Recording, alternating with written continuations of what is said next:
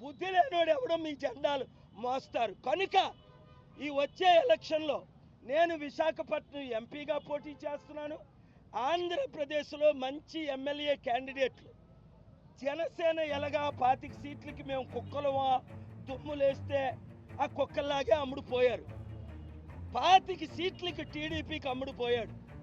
బీజేపీకి తొత్తులైపోయారు జనసేన, చంద్రబాబు, జగనును.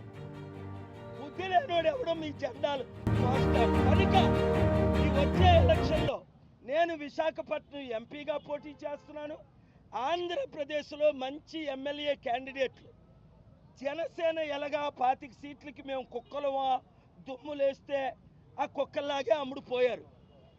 25 సీట్లకి టీడీపీకి అమ్ముడుపోయాడు. బీజేపీకి తొత్తులైపోయారు జనసేన, చంద్రబాబు, జగనును.